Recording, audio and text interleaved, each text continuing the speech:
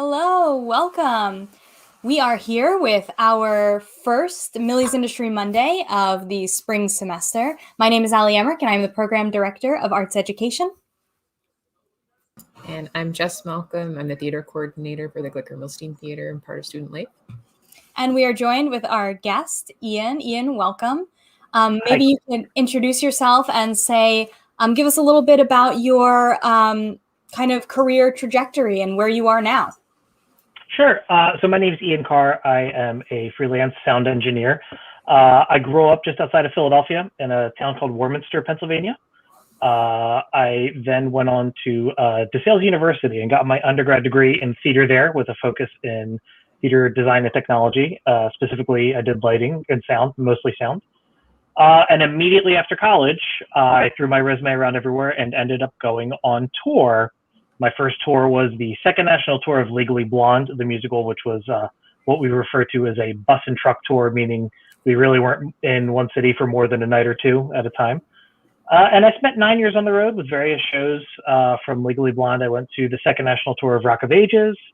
From there, I went to, where did I go after that?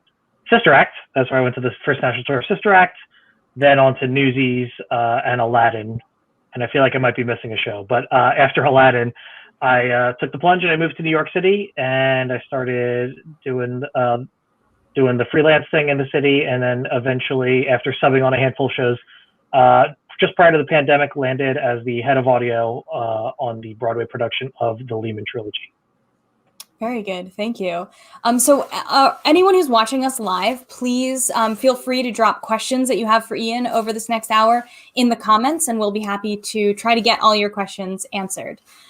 So speaking of questions, Ian, I'm going to dive right in. Today is International Women's Day. I don't know if you knew that. I actually didn't realize it until I was on social media and someone had sent me a message that was like, Happy International Women's Day. And I was like, thanks, you too. But that's today, apparently.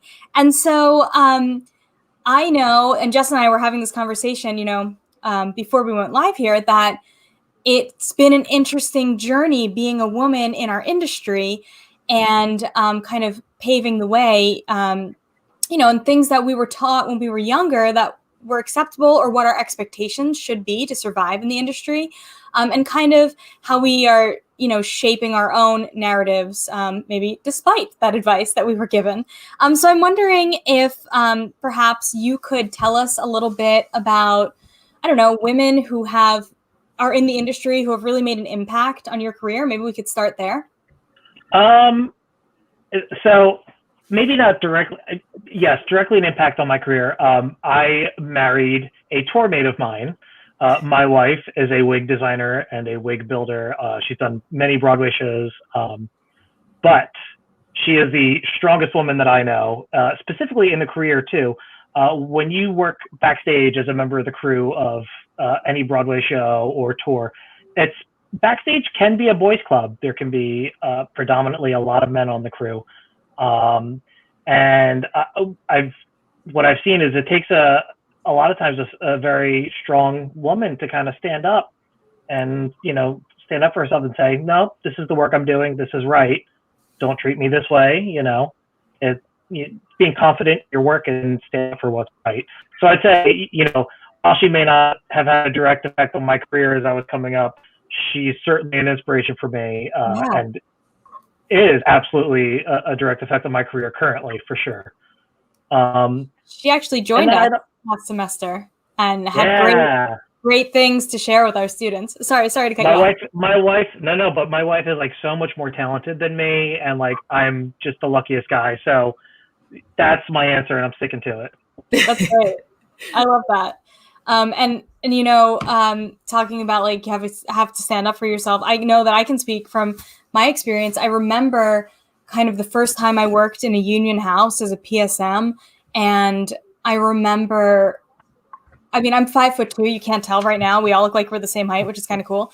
But I'm 5'2", and I remember kind of like walking around back there, backstage. That is, there was not a single woman on the union crew. And it was a little intimidating, and they were like, are you lost? And I'm like, no, actually, like, I'm the PSM for the show. here are some things I need. So it definitely, I know what you're talking about. I'm sure, Jess, you probably have stories similar as well. Yeah, I think that my favorite story about that, I was mixing a brass band show once, and a bunch of older jazz musicians who I guess weren't really accustomed. I was also very young. I was maybe 22, 23. And I don't think they were quite ready for me yet. And they insisted on calling me girl, I need more keys in my monitor and such, over and over. But it's okay. I showed them I could give them all the monitor mixes that they wanted. So they thanked me afterwards, but hopefully it was a learning lesson for them. I mean, both, like my example of like, are you lost? And your example of girl, that kind of speaks a bit to the industry having this kind of toxic culture, like definitely old boys club, like you're talking about, and thinking about how we shaped it. I do remember the first time that I was working, not the first time I was working at Lincoln Center, but the first time I remember seeing a lady electrician on the call there, and thinking like, wow, this is cool. We've made it. Like, but this is in my lifetime, my recent history. Why was that? And I think that it's something that we talk about. I know, like when Jess and I go to this conference, the Event Safety Alliance, it's something that comes up a lot. Like, are we making it hospitable for women in the field? And how are we doing that? And so I want to kind of flip that on its head a little bit and say to you, what are you doing, Ian, that is, making the day-to-day in the industry welcoming for women and kind of turning over this culture of toxicity? Women and non-binary folk alike. Yeah, thank you. Sure, Yeah. absolutely. And it all starts with respect, like hands down respect. Everybody deserves to be called by a respectful name, by the gender they identify or don't. It's all about respect. It's about just treating people like treating people like you'd want to be treated, and that goes at a professional level as well. You want people to talk to you a certain way about your work while you're working, so I think it's fair that you should treat them the same as you'd expect. It's just respect. That's all there is to it. Because once you start there, everything should fall into place. If you're treating someone with respect, you're going to be fair to them. You're going to be honest with them. There's no reason you can't work well together in a hospitable environment. Absolutely. Thank you for that. So I'm going to put Jess on the spot now, because Jess's background in the industry is also in the world of audio. And so I'm going to turn it over to Jess to kick off, an in-depth discussion about your career. So Jess, take it away. Sure. I am on the spot now. I'm clearly used to being in the booth. But I guess some of the things that I think probably a good place to start is on our campus, we don't have a great deal of technical training other than very hands-on experience that you're getting from doing student theater and listening to me ramble in the GMT. So, the technical classes are more survey-like classes that are offered. So I guess, what advice would you give to students who are interested in learning more about sound design and sound engineering in terms of externally from school? I am a big proponent of see as many shows as you can. They tell doctors you should be reading journals and going to conferences. As theater practitioners, we should be seeing shows and we should be listening to albums and music, and just surrounding ourselves with the environment, because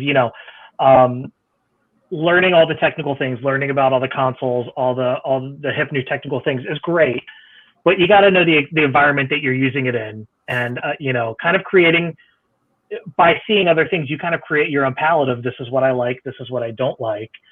So that way, when you do have the tools at your disposal, learn how to use them to create that world that you're envisioning. We knew what you meant. I think that's a great new word, and I think we should add it. Envisioning, yeah. Please use it. Yeah.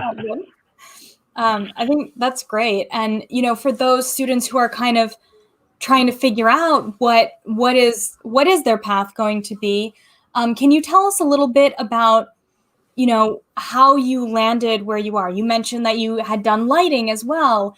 I happen to know that the program you're in is a very well-rounded program.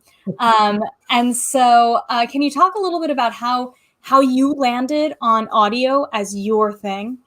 Sure. So I came into DeSales University, where I got my undergrad, just as a general technical theater major. I had done a little DJing and a little bit of DJ lighting in high school, so I knew a little bit about that. And when I got to DeSales, I went full in on the lighting, saying, "Okay, I really like this. I think I'm going to do this." And then a gentleman who later became one of my mentors was the sound designer for the Pennsylvania Shakespeare Festival. He approached me and said, "Hey, I know you want to do this lighting internship, but I think you should do the sound internship instead and come work for me." And I was like, "Okay, yeah, sure, sounds good." And I did sound that summer as an intern at the Pennsylvania Shakespeare Festival, and that sold me. That was it. After that, I was sound. It's funny because must have been after years. It's definitely years after that. You had a sound intern. I'll just say his first name. His first name was Eric. And he actually came to work for me at the venue that I was PSMing at the time.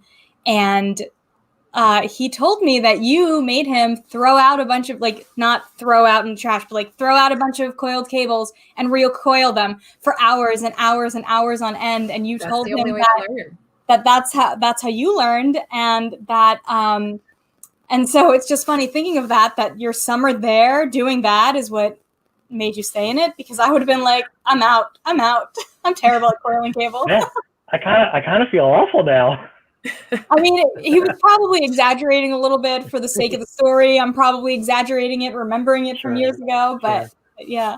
Yeah, it's but that's the thing, when there are annoying things about every job. Sure. But when you found something that you just match with, even though there is the times where you're just annoyed by the work, it's still, at the end of the day, is something you'd rather be doing than something else, right? Even coiling hundreds of feet of cable just totally stinks. Nobody wants to do that. But you know what? It's better than doing, I don't know. I'm not going to say lighting because I don't want to offend the lighting people. But for me, it's like, I'd rather it's what I want to do, and that, I think that speaks to a deeper level. I had the same experience when I was thinking about, lighting or sound, because, they interact so much, and I can hang lights and I can do all of that, but it doesn't excite me in the same way that sound does. So I'm curious, what is that thing about sound for you that excites you about that more than your lighting experience? I'm going to come at it backwards a little bit, in that what I found over the years is it's more challenging, because sound compared to lighting, speaking specifically to that, sound is more subjective than objective. With lighting, if you're not the designer, right, is the light on? Is it pointed at the right place? Is it the right color? There are some very objective things about lighting. Whereas you could be going in and mixing a show in a theater, and one person's going to come up to you and say, "This is entirely too loud. You need to turn it down." Yeah, it sounds awesome, So there's definitely a level of perception and subjectivity that people. Oh no, Ian, you're cutting in and out. That's cinder block rocks, man. Am I back? Am I here? Your sound is back. My sound is back. Okay. Yeah. I'm so sorry. It's the internet on the campus that I'm working right now. You can hear me, right? Yes. Okay.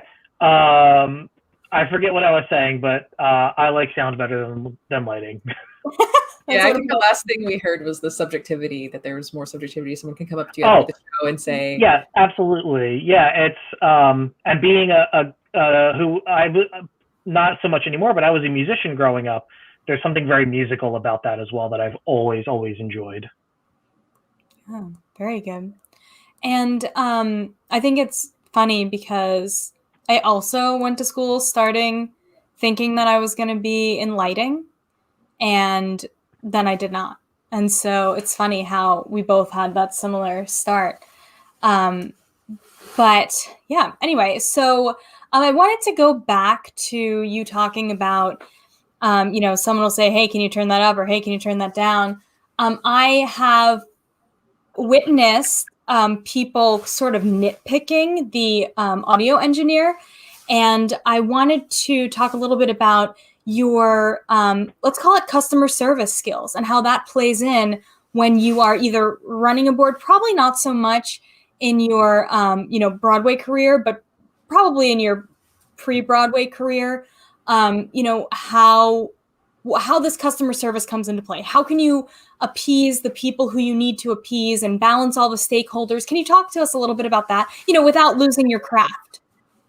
Sure. So this is a tough question because ultimately somebody signs your paycheck and you answer to them. So that's like number one.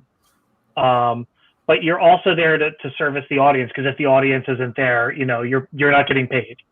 Yeah.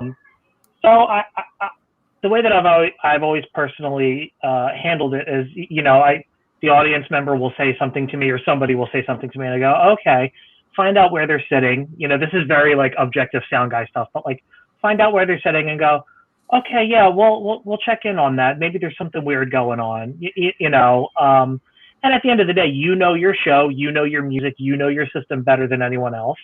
And it has happened before that an audience member has said something to me and I've gone down there and went, oh my gosh, the speaker is clearly not working. Like that, you can't. Too many times, a lot of guys or gals or sound engineers will just write off anything that's told to them.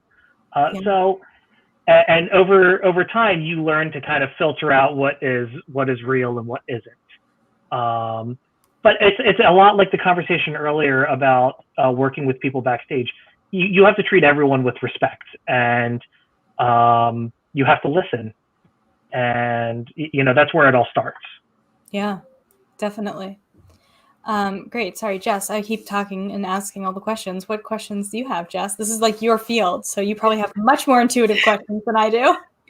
Great questions. Well, I'm hoping we would get some more from the viewers to ask questions. But I think in general, I think people consider sound to be a bit difficult to get involved with. So I'm just interested in ways that we can promote sound over lighting, not to offend the lighting designers. Some of my best friends are lighting designers, truly. I feel like that should be a shirt. Like that should be a sound engineer shirt. Some of my best friends are lighting designers. Yeah, exactly. I have multiple lighting designer best friends, but I want to pull everyone into sound design. So I think that's something that I think a lot about, is how do we make it more engaging? Because I do feel like it can be a bit difficult. This isn't really a question, just an observation. So I wonder how you address that with your students now too. Yeah, I try and engage them in a way that they get involved, for one thing. It's also a matter, I think, of finding their interest, maybe finding a particular style or a particular show that they identify with, and maybe exploring that path a little bit. But I'm going to keep coming back to it. Music is a very common unifier, I think. I'm even thinking back, teaching into sound technology right now, and just playing different samples of music and how the different technologies we're teaching, we can do things to it. I've gotten a really great response, not to go too nerded out, but I was teaching about digital audio and sample rates and bit rates, and what the different levels of sample rates and bit rates do to music. And some brilliant person put just a very simple video of all the single ladies from Beyonce being played at different sample rates and bit rates, and what that does to that track that everyone knows and loves. So it's like we've taken something very technical and hard to explain to some people and very like nerdy math science, and put Queen Bee in there, and like, this is really engaging and fun now. So whoever put that video on YouTube, I thank you so much. But it's things like that where even with a very pseudo academic, scientific, dry science and math lesson, that even in the driest and most technical of things, we can find a moment of like levity and like just take some pop music and roll with it. I think that's a great tool, and it's just finding a way to just get them interested. Yeah, totally. And so I'm wondering if, I usually ask this question to our guests at the beginning, and since I got a little sidetracked with the day that it is, I didn't ask you, can you talk about the hierarchy of the audio department and what the different roles are and what the titles are and what that actually means? Sure. So I will preface to say, depending on where you are, this is like, asterisk subject to change, Sure. But I would say, because I know it the best from like the commercial Broadway touring audio side of things, the producer of the show, the person putting the money up and saying, we're doing this show, they're going to say, you, sound designer, are my sound designer. And then from there, a sound designer will probably say, great, I have an associate sound designer, their name is, and they will also usually specify, I'd like to have a production sound engineer, and I prefer to have this person. So the designer will then say, okay, associate designer, I'd like to accomplish this kind of sound and probably use this kind of equipment.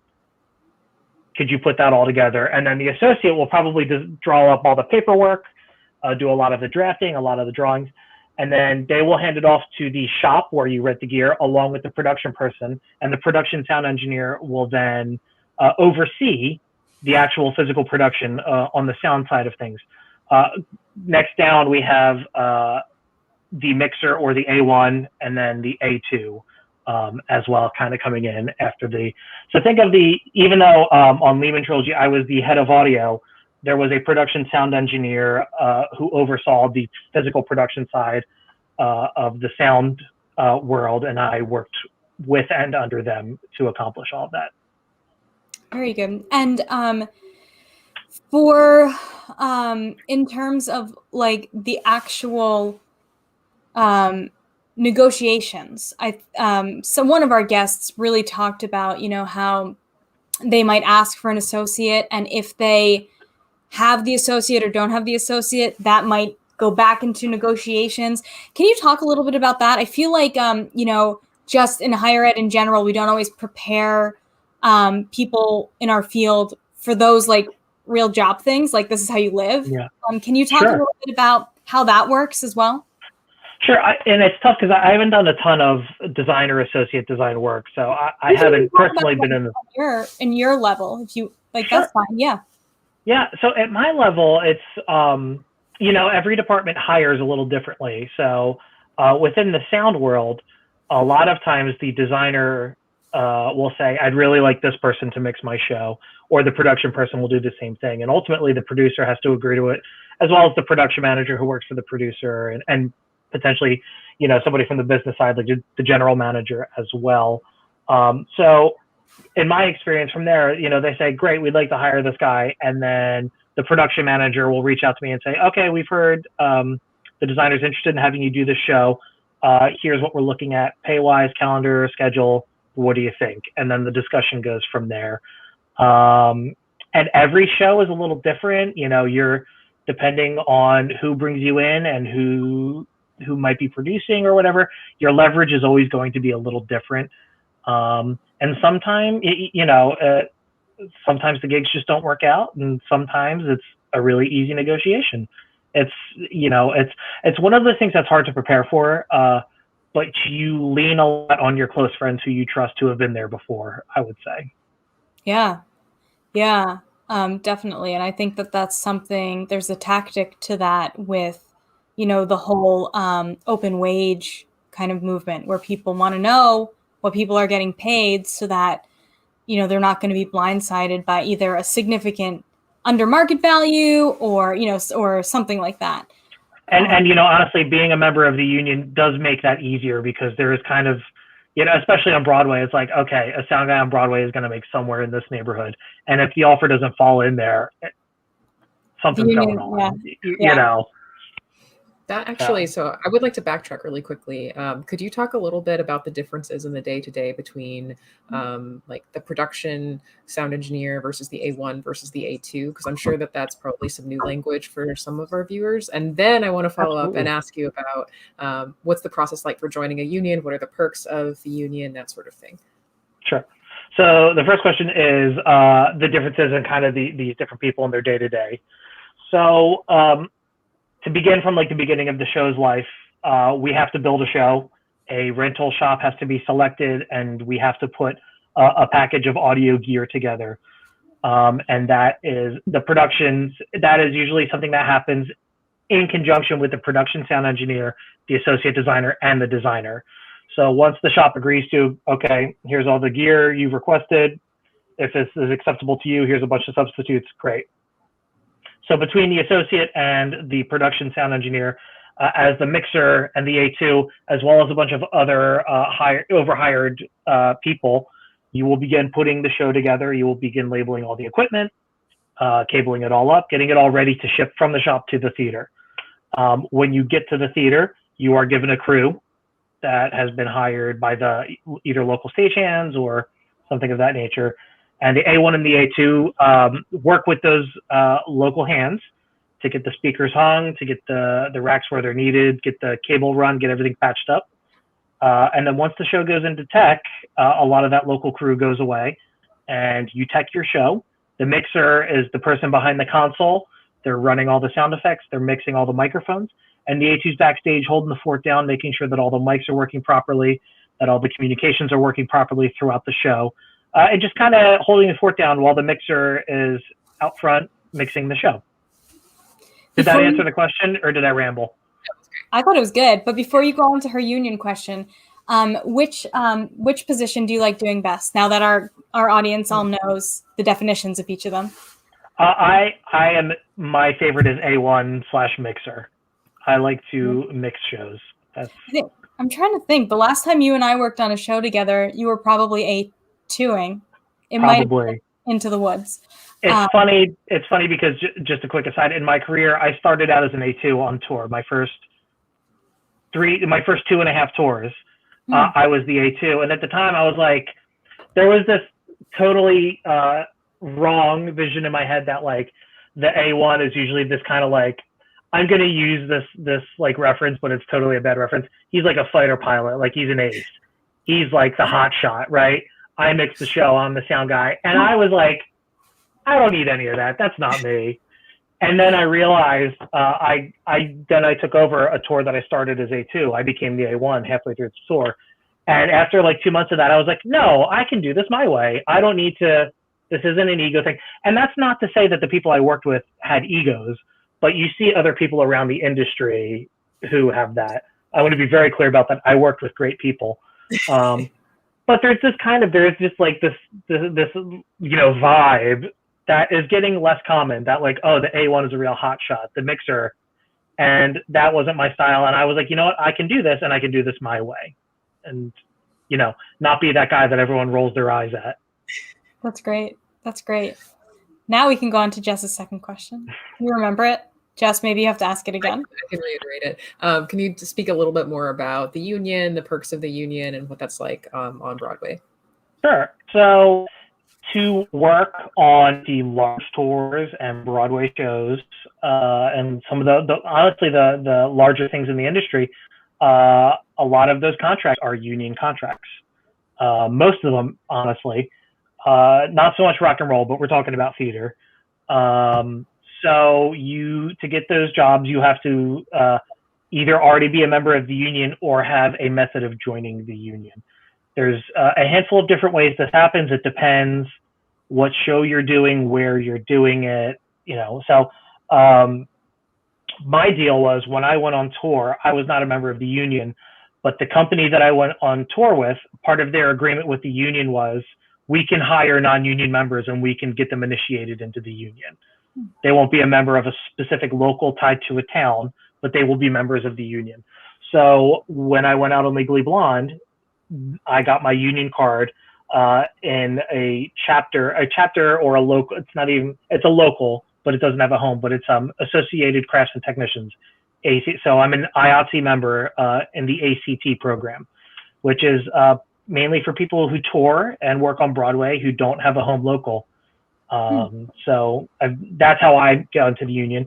A lot of locals, you have to do apprenticeships or you have to work with them for a couple of years as an overhire and kind of prove yourself. But it depends where you are, and every local's a little different. And yeah. We had a production electrician, I guess in December or November, and he talked about he got into the union by overhiring, and he said that he would just show up at union calls every morning, crack of dawn, and wait days on end until they finally took him on a call, and Yep. that's how he got into the union. Yeah. So, Jess, did that answer your question? Do you have follow-ups on that one? Oh, that's great. That's Great. Well, we're actually okay on time. Wow, we've been getting a lot in. You're very succinct, Ian. So I'm not going to ask you about touring because here's a little plug, everyone. On March 29th, Ian's coming back along with his wife and another person whose name is Michael Height. So Ian's wife is named Kaylin Paisley, and Michael Height.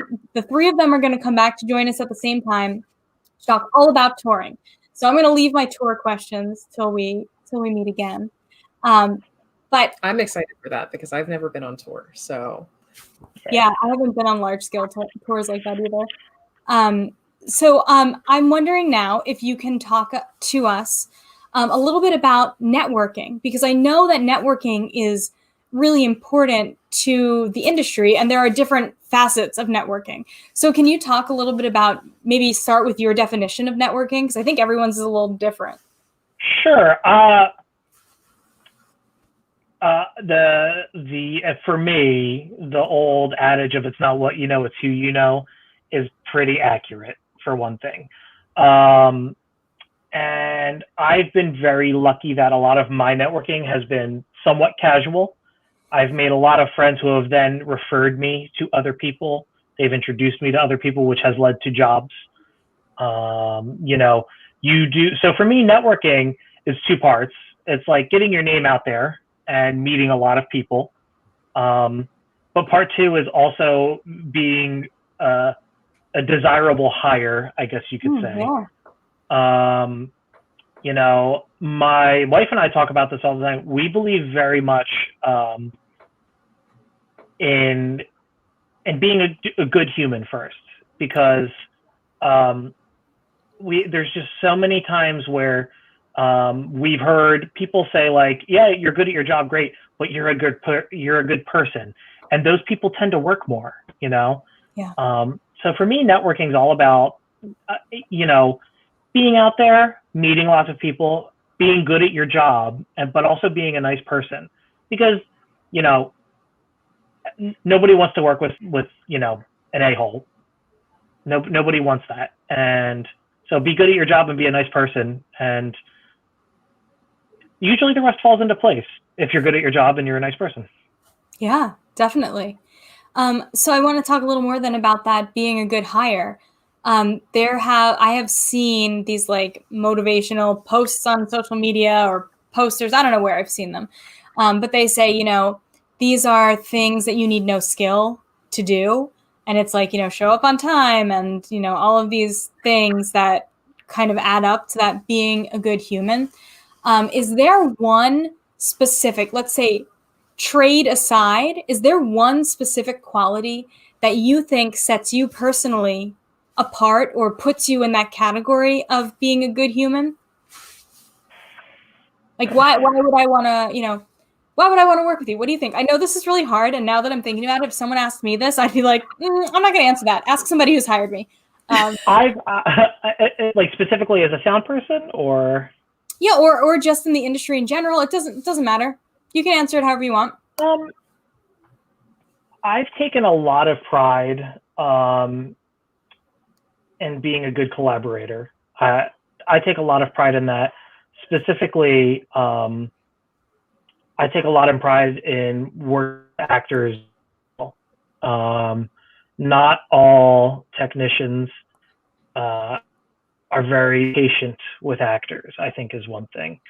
And I've really tried to go out of my way to kind of be somebody that an actor will have confidence with, because it's a partnership especially if you're mixing a show and your actors are on stage in front of you and they're trusting you to turn their mic on at the right time and make sure everything is being heard that they're doing. So that's one very small part of it, and that's one very specific part of it. But I like to think that my coworkers trust me, and that's both technician, designer, and actors. I think there's a level of trust that I've been able to develop with my coworkers. I love that. I think that's a really beautiful answer. Jess, do you have anything that you want to ask to follow up or anything with that?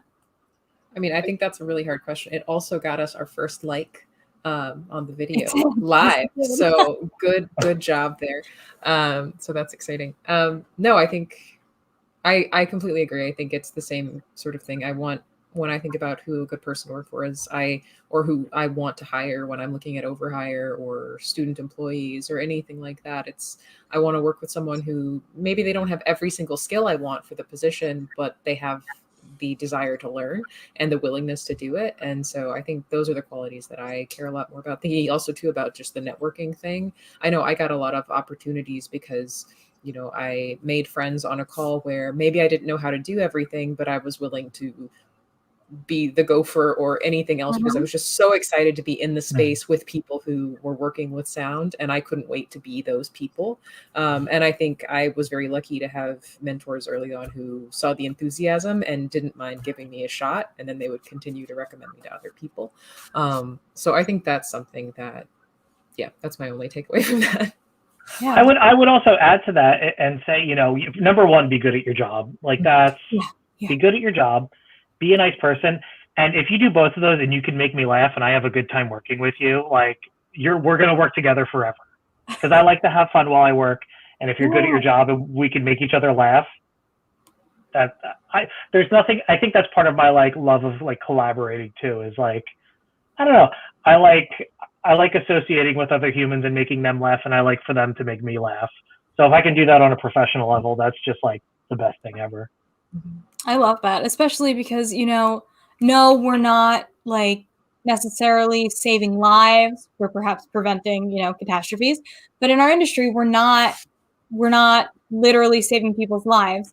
And so people sometimes who aren't in the industry forget that it can get very stressful. The stress is real, and being able to find the levity in that, I absolutely agree with you both. Like, that is what, you know, those are the people I want to work with. The people who can't hold their head up in those stressful times. Like, I got enough of that. Like, we got that, you know, internal battles. So I want someone who we can say, well, that sucked. Let's try it again, you know, or whatever the case may be. Very good. So I think maybe what might be an interesting conversation now is if you can talk a little bit about work-life balance in your field and with your craft. Ooh, that is the tough one. Honestly, I'm going through right now. I've been very lucky. You know, my show shut down just like all the other shows with the pandemic, and then my alma mater reached out. They needed somebody to come fill until the end of the year, and I was available. So I went from being unemployed and, you know, sitting on my couch and playing tennis 3 times a week with my wife to like designing 4 shows, a dance concert, and recording 2 other shows in like that. And now I'm on the other side of it where it's like there's just days where I don't do anything but work, you know, and that's hard. That's very hard. So I'm living a little bit of that right now where I'm trying to refine that balance, especially coming out of the pandemic where all you want to do is work. And now that I'm working in insane amounts, all I want to do is go home. So it's, you know, but finding that balance is so important because burnout in this industry is the most real thing you could ever imagine. You know, and you've got to find, you know, most of my friends are industry people, so it's hard to get away from work even outside of work, because even when you're at the bar or if you have them over for dinner, you're probably talking about work. But if you surround yourself with the people that you like, you don't mind talking with them about that. And, you know, honestly, once you get through all that, you're going to move on to something else, you know? So it's tough, and it's in this industry, it's hard to escape it even when you're outside. But you need to find your moments. You need to have a hobby outside of what we do, because a lot of people consider our careers hobbies because they just don't understand. But find a hobby, see your loved ones as much as you can. It's tough. It's a really hard thing, but you got to make the time. One of our students and also one of our theater technicians just actually put a question in for you, Ian. So thank you for that answer. But now we're going to switch gears a little bit to answer Helen's question here. She says, "Hi, Ian. How would you handle unexpected stress that happens during a performance? I would love to hear a story about a memorable event." Oh, geez. Stress is part of the deal. You develop coping mechanisms to help with the stress. Before I talk about the story, preparation is a big stress avoidance tactic. If you're well prepared, if you have gone through all of, even down to very specifically, if you have done all of your presets and all of your checks properly, you have no reason not to be confident that your show will go smoothly. But it's live theater, it's live events, things happen. So the first thing you have to do is, even in the moment when everything hits the fan, you have to stop and take a breath and look at the whole field, because it's so easy to get tunnel visioned when something goes wrong. You hear something you don't like, something pops, some power goes out, it could be anything. It's so easy in that moment to zoom in on something and think you know the answer, but you could be leading yourself down the wrong path. So I think when it comes to stressful things that happen, during a performance, stop, take a deep breath, look at everything in front of you, and start your process one thing at a time. 9 times out of 10, if you stop and take that breath, you're going to remember, I've had this problem before, I'm going to go here and fix it. But a lot of times people just get caught up in the stress of it and they start running around like a chicken with their head cut off.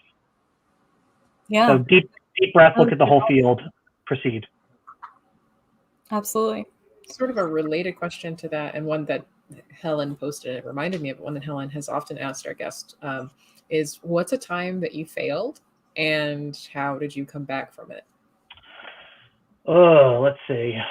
I failed plenty.